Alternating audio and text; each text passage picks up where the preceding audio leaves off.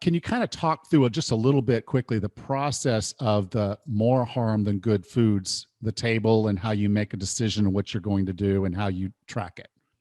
And then, Yeah, of I course, the found end, the very end. My favorite part is the party. Yes. I mean, I found this simple way of doing this, and I discovered it by reading. I went to the Barnes and Noble in my, in Monmouth County, New Jersey, this giant store. I went through the health foods, I'd say about 500 books in the health related sections, looking for a better way to do this.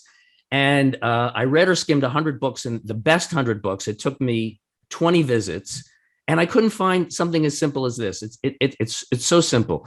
A lot of people get turned off when their dietitian or their advisor says, "All right, you got to make a list. You got to weigh your food. You got to do." No, it's much simpler. Your list is just foods that do more harm than good. You can list 10 foods, or you can list 3 foods, or you can list one food.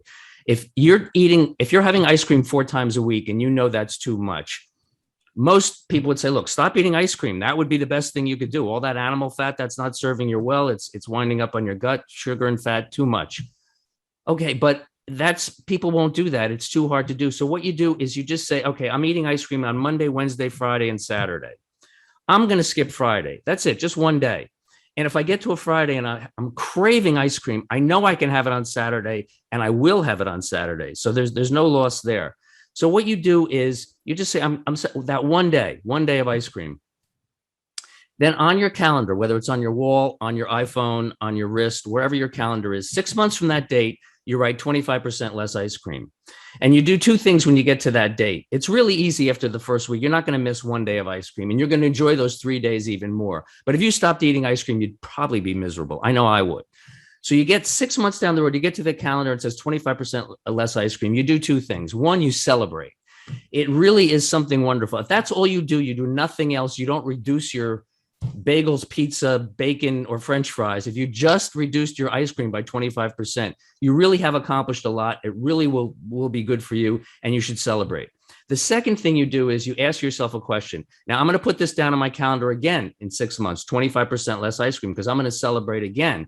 But I have an option here. It's only an option. You don't have to do it. Just think about it. I might put down 50% less ice cream. I might cut out one more day of ice cream. I might only have it 2 days a week, but you don't have to do that. And if your list has more than one item of more harm than good, if you have French fries and donuts on there, you can say, or bacon or whatever, rolls, or like I was killing myself with rolls. I had to reduce my roll intake, but I did it slowly and it worked. So a few weeks from now, after you're used to having ice cream, do it again. You can have another party 6 months after that. You can be having parties all over the place, celebrating your success, and you should. And then you decide whether to reduce it or not. And you'll see too, this might work with your fitness clients. You can do that with exercise too. You can do that with running. You can do that with distance. You can do it with time. You can do it with swimming. You can do it with biking. You can do it with weights on a machine. That same slow, like I'm just going to do this little bit, see how it works. And if nothing hurts, a certain amount of time from now, I'll go on to the next level. And that's how you become an Olympic athlete.